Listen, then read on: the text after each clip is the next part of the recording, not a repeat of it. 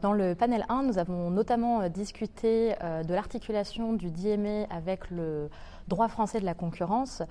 qui a la particularité en fait, d'avoir deux volets. Un volet sur les pratiques anticoncurrentielles qui est aussi un peu commun au droit de l'Union européenne et où l'autorité de la concurrence s'était illustrée déjà avant l'entrée en vigueur du DMA. Parce qu'elle avait été extrêmement active à l'égard des entreprises qui sont aujourd'hui désignées comme gatekeepers et notamment sur les services de plateforme essentiels qui sont désignés au titre du DMA avec des outils assez intéressants qui lui ont permis d'intervenir très rapidement avec des procédures notamment d'engagement mais aussi de mesures conservatoires qui sont une particularité un petit peu française et qui pourraient s'avérer assez utile à l'avenir pour toutes les pratiques qui ne sont pas couvertes par le DMA et notamment je pense à l'intelligence artificielle qui aujourd'hui n'est pas un service de plateforme essentiel qui est désigné au titre du DMA.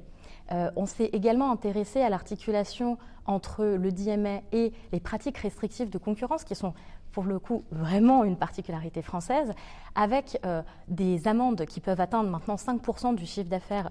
en France de ces entreprises, donc c'est des amendes qui sont très importantes et où le ministre de l'économie s'est également en fait intéressé aux pratiques de ces entreprises et également pour des services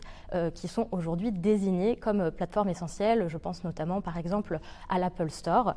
avec un risque finalement, une concurrence entre les régulateurs et un risque d'application éclatée du droit de la concurrence avec potentiellement des injonctions contradictoires pour les entreprises, ce qui annonce de beaux débats juridiques. Et puis on s'est également intéressé dans le panel à l'articulation entre le DMA et d'autres réglementations européennes comme le Data Act, avec des questions en fait de périmètres qui peuvent un petit peu se recouper parfois et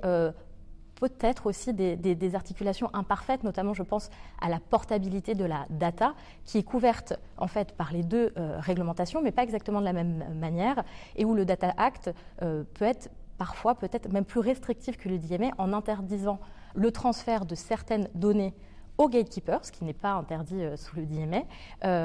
parce que au prétexte que les entreprises auraient déjà suffisamment de données